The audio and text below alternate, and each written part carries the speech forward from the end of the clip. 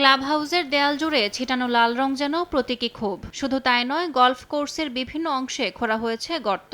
মার্কিন president Donald ট্রাম্পের স্কটল্যান্ডের টার্নবেরি গলফ রিসোর্ট কোর্সের সবুজ ঘাসে বড় অক্ষরে লেখা গাজা বিক্রির জন্য নয়। স্থানীয় গণমাধ্যম জানায়, রিসোর্টে ফ্রি প্যালেস্টাইন সহ ট্রাম্প বিরোধী বিভিন্ন স্লোগান লিখে দেন আন্দোলনকারীরা।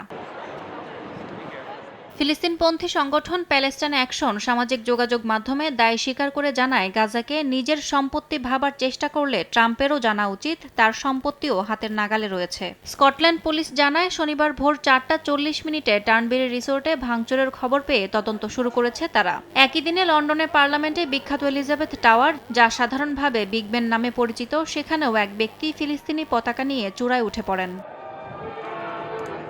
গত মাসে ডোনাল্ড ট্রাম্প গাজা উপত্যকা দখল করে এটিকে মিডল ইস্টের রিভিয়েরা বানানোর ঘোষণা দিয়ে আরব বিশ্বে ক্ষোভের জন্ম দেন। ফিলিস্তিনের প্রতি সংহতি জানিয়ে পশ্চিমা বিশ্বে বিক্ষোভ অব্যাহত রয়েছে।